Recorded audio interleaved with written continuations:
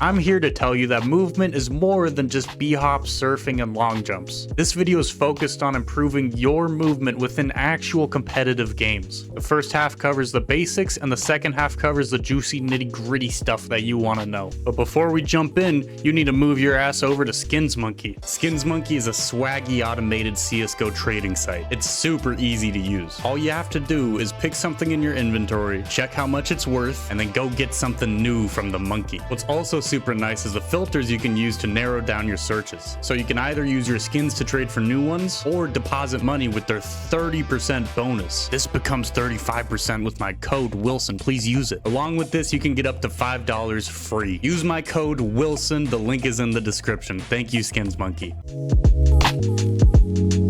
Now, there's a reason this is at the beginning of the video, and that's because it's so goddamn important. While you're moving, you're super inaccurate. And if you want to stop moving, there's a period of time where you're still moving. So if you look at my keystrokes, I let go of D or A, right? There's a small gap where I'm still moving. And for that gap, I am inaccurate. To fix this, we use counterstrafing. To counterstrafe, all you have to do is press the opposite key to the direction you're moving. So if I'm moving left, I'll let go of A and I'm gonna tap D. If I'm moving right with D, I let go of D and I tap A. That way you're instantly stopped. One misconception I see is that you can press both at the same time to stop you, and while it does stop you and maybe a bit faster than if you just let go, it's still quite slow compared to just boom, instantly stopped, and then you're instantly accurate. If you want a more thorough explanation with ways to practice this, check out the video in my description. I've already made an entire video on counterstrafing.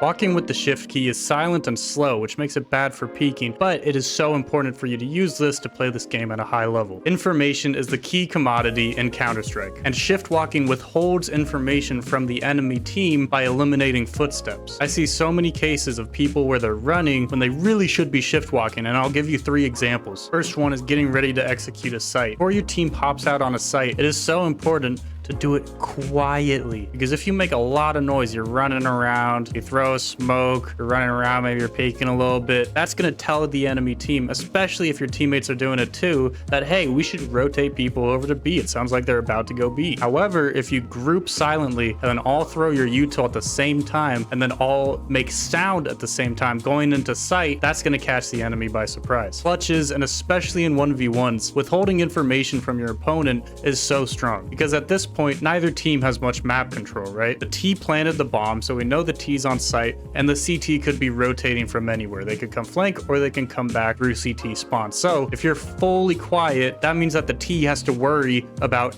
everywhere, making it easier to catch a timing on them, and he has head armor, so there we go. So whether you're a T or a CT in a clutch, please consider shift walking much more, because making sound in clutches can absolutely ruin your chances of winning that round. Working an area, in my mind, means clearing an area of the map for the purpose of gaining more map control. As a T on Inferno, gaining apps control is super important and can be super strong, but what's even more strong is if you gain full apps control without the CTs knowing that you have apps control. If you can take all of apps without making a single peep, good things can happen. You can lurk out of apps, you can group apps silently for an apps pop, or maybe a CT will just get curious and walk into you in apps. I'm only loud in apps when I want the CTs to know I'm there. I'll pre-fire stuff, I'll make lots of noise, and that's because, let's say my team is grouping B for a B hit, but I'm stuck in apps, then I'll start making some noise, which forces the CTs to respect the fact that while they're rotating, I can pop out at any second and catch them rotating. It can affect the lane guy, it can affect the pit guy, mini pit, whatever, site guy, who's worried about you peeking here as he rotates. Be mindful and purposeful of the sound you're making. Crouching is super useful because of the accuracy it provides you and how it changes your hitbox. While you are crouched, you are super accurate, and even if while you are moving and crouched, you are still very accurate. Less so than if you're not moving, but still impressively accurate. While the need to counter-strafe while you're crouch walking is much less important than while you're running, because that deceleration period is much quicker. So if I don't even counter-strafe, boom, I'm stopped. It's very quick. However, I would still get into the habit of counterstrafing while you're crouch walking. It's just a good habit to have, and it makes you instantly accurate. It just eliminates that tiny little portion where you're inaccurate. Crouch peeks can be really good because they somewhat subvert expectations. Lots of times people will be holding kind of further away from their wall, ready for the headshot angle, and if you crouch slow walk peek, you're going to catch people off guard just because they're simply not ready for that kind of peek. What you can also do is swing into a crouch, which is a super common type of peek, especially for oppers because of the quick accuracy it provides. So my general rule about crouching and crouch spraying is that you should only try to crouch when you're committed to a fight. When you're fighting and you crouch, it's pretty difficult to uncrouch and then leave a fight. When if you're just on your feet, you're much quicker and you can get out of a fight much quicker. So crouch when you want to commit to a fight, when you're confident that you're going to get that kill. That leads me to crouch jumps. Crouch jumps are you press crouch before, as you jump, or after you jump. There's some jumps like this one where you can jump and then crouch and you land it. However, this one, you can't do that.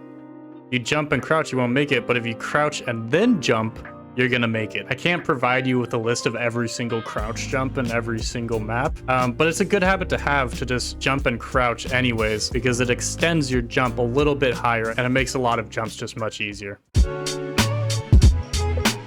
An incredibly overlooked part of Counter-Strike is speed and how to use speed to your advantage. Running with your knife out or with the bomb out is faster than everything. It's faster than running with utility, and it's faster than running with any of the guns you can buy. So when you spawn, please have your knife out and be ready to immediately run to wherever you're gonna go, because that's gonna get you there the quickest. This also allows for what I'll call the knife jump, because in Counter-Strike you carry your momentum as you jump. So if you see my velocity stays the same if I jump, it's 250, right? So if I switch to the op midair, I continue with my momentum from the knife. But if I run with the op, you see the max velocity is 200, and then I jump and switch to the knife, I don't get the speed of the knife until I land, which means that you can use your knife to move somewhere, jump, switch weapons, and so you get that extra distance of moving with your knife while you're switching weapons. This is super commonly used, especially among oppers, because the op is relatively slow to rifles.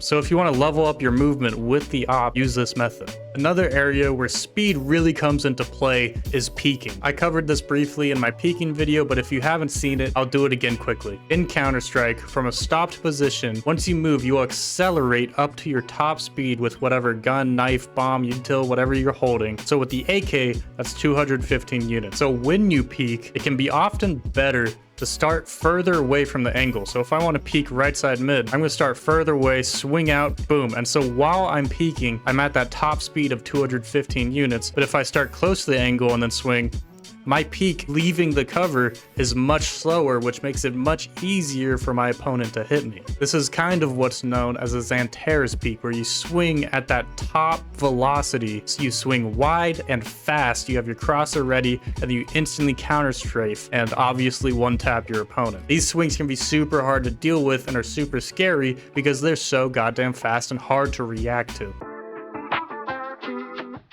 Jiggle peeking serves as a tool to engage in a fight and also just to get information. But the goal of jiggle peeking is to bait out a spray or bait out a shot from your opponent. And even if you don't do that and somebody is there, lots of times they're gonna fix their crosshair closer to the angle, right? So imagine somebody's jiggling this. If I'm holding here waiting for a wide swing, I'm gonna move my crosshair, I might try to tap him. Even if I don't, I'm holding my crosshair here. Then after you're jiggling, you can, boom, hit him with a long, wide swing with a crouch. You can just swing out fast, subvert expectations, right? Jiggle peeking is especially useful against oppers because once they throw out one shot, you know that you got a certain amount of time where you can make some space. So if we have an opper CT and I jiggle this, I expose myself too much there. If I jiggle this and then we bait out a shot, I can immediately swing out and take a fight coffin or take a fight here. Even if I don't get a fight, if I don't kill anybody, then this is scary for the opper, right? When he's holding this angle, he knows that nobody's left side, so he feels fairly safe in holding this. But if he shoots, misses, and then has to run away, oh god, now you guys have control of the right side as well, and that makes it really awkward for an opper to keep holding this angle because somebody could walk up and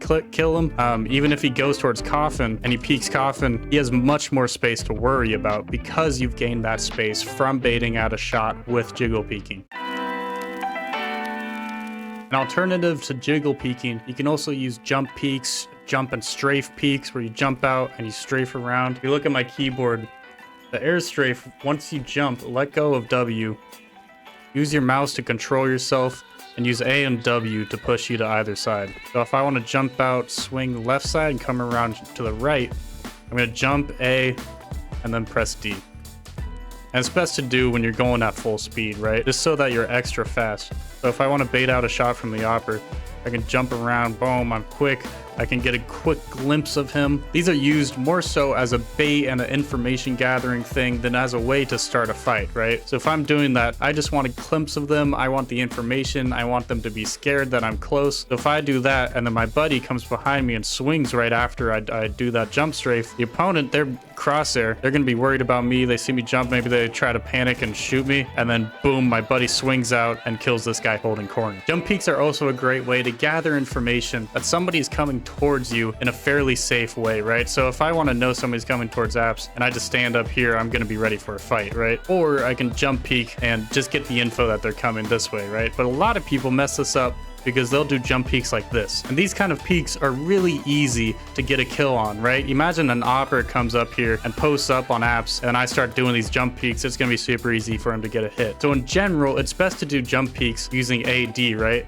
All you need is just a brief glimpse of apps. You don't need a full vision of apps for a long period of time. All you want is a brief glimpse just so that you get that second of information.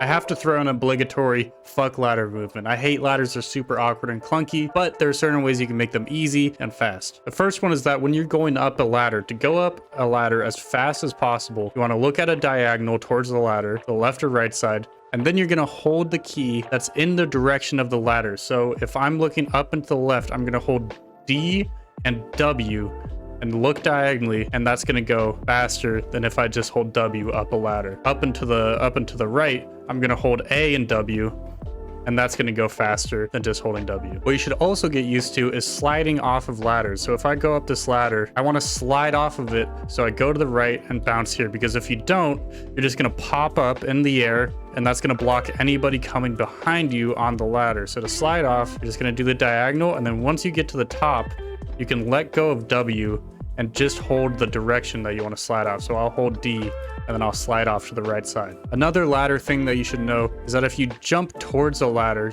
or if you just fall towards a ladder and hold shift, you're gonna land on it silently. So I didn't really do it right there. Boom. So you see, that way I can get down this ladder way faster than if I walk onto it and then walk all the way down, but I still do it silently. You can also get up and down ladders faster by tapping the shift button really fast. And I'm not very good at this, to be honest. And there's no easy way to practice this besides just doing it and getting used to it. Like, there's not really, you see there, I made a little sound. There's not really like a good, perfect rule for it. If there is, please comment it. But it's definitely something you should try to get used to. When I asked my channel members what they wanted to see in this video, a few of them mentioned clipping, where you accidentally bump into corners and it slows you down or messes up your flow, your movement. Now, I don't really have like a perfect, quick and easy solution to this. A lot of this comes just from experience, just from being able to know the map by memory, by muscle, just so that you're able to walk around without bumping into stuff. But one thing that I will always recommend people do is to jump into practice maps and just practice your peaks, practice util, practice maneuvering around the map in an efficient way, in realistic ways in which you're going to use it, right? The more time you spend in a map just moving around, practicing how you're going to peek stuff, just jumping around, just having fun with it, the more comfortable you are going to be on that map and the less you're going to bump into stuff.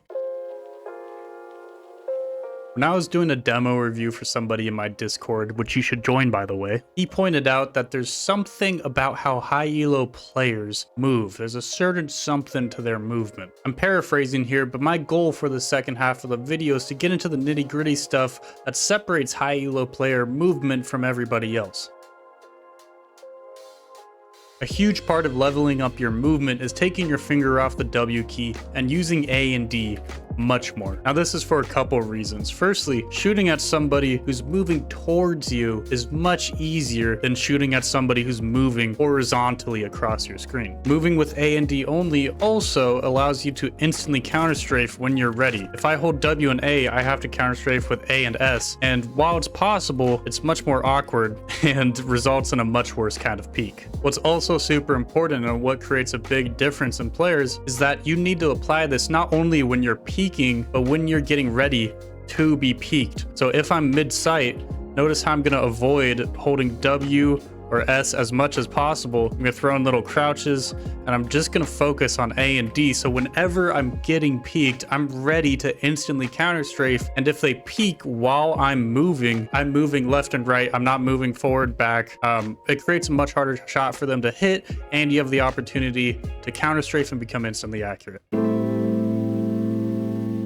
Because it is so disadvantageous to get peaked while you're holding W or moving diagonally, your movement needs to adapt to that fact. Let's take banana for example. You have a few options in terms of scaling up banana. So if you run up banana like this, you're begging to get peaked at an inopportune time, and you're gonna peak this corner with a diagonal W-like peak that's very ineffective. So if you want to go fast up banana and peak corner as fast as possible, you can hold W up banana, but you should try your best to hug the right side so that you're not exposed to a peak from here or from corner. And so once you reach up close, this is where you hold A, tap, and swing out from the right side, right?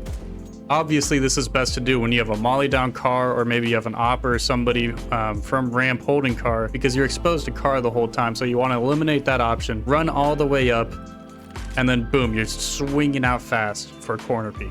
Alternatively, if you want to scale up banana slower, you can shift walk up, but while you're shift walking and holding W, you have to be ready to tap S to instantly counterstrafe backwards. What a lot of people also do, and what I do, is I'll throw in random crouches. So I'll shift walk, crouch, shift walk a little bit, crouch. So then if you get peaked, it's likely that it's while you're crouching, and then you are pretty much 100% accurate to get that kill, right? So if you want to be silent while you're moving, try to throw in random crouches so that maybe you'll hit a timing where when you're peaked, you are crouched and you're ready for a fight. You also need to understand how timings and how util can affect your vulnerability. So if I'm running up B and I toss a flash against half wall, I can run up B and then peek this. I feel fairly confident doing that because I feel like that flash deters somebody from peeking car, especially if somebody's holding, especially if there's a molly down car. And you'll notice that I can also throw in a knife jump right there, right? Just so that I get there just that tiny bit faster, right? My knife momentum carries, switch, and then I'm swinging. Just as a last example, let's say the T's get arch control and I'm rotating over from banana as a CT. If I want to come up here, I should hug the left side, reduce the vulnerability while I'm holding W, hug the left side, and then swing out using AD so that my swing is horizontal and I'm ready to counterstrafe if there's a fight to be had here. One of the biggest factors that separates an experienced player from an inexperienced player is purposefulness. This is where you bring map knowledge, game sense, critical thinking into how you maneuver around a map. So if I'm walking through lobby, I need to be aware that there's a possibility somebody's main holding me. So I'm going to peek with intent. I'm not just going to walk into the angle, right? Peek with intent. And if I'm heading towards ramp, I'm going to use A to move along this horizontal line, and I'm going to hold for a hut push just in case, right? If I maneuver around the map just holding W, looking right where I'm going, I'm going to get caught off guard, and I'm going to blame timing, and I'm going to get upset, right? So instead, stop blaming timing and be ready for potential fights. Move with purpose. A big part of this is knowing angles people are going to play, right? So that's where the map knowledge comes in. So I can peek mini, and I can peek CT vent, and lots of times people like to jump up here and hold on this box, and then I need to peek up here. I'm gonna swing out, peek deep into mini. Lots of times people are gonna hold awkward angles like this, and I come up and I can peek heaven, peek sight, right? So knowing where people are going to play and peek those angles with intent as if you know somebody's there. That's why lots of people get so upset when they get killed, whatever, because it feels like the opponent knew they were there, but lots of times they just peeked with intent. This also goes for sound. You have to be very purposeful about the sound you're making. And I know I covered this in the beginning, but I just want to like absolutely nail this point, that you need to be aware of the information that you're giving the enemy team. I need to know that if I'm running around trophy, that means somebody on A site can hear me run around, and they'll give that information to the ramp player, and the ramp player is going to be ready for a fight. But instead, if I'm dead silent, and maybe it's mid round, maybe it's late round, and the ramp player is getting impatient, that way I can hit a timing on him. It just opens so many doors. So be very purposeful about the sound that you are making within a round.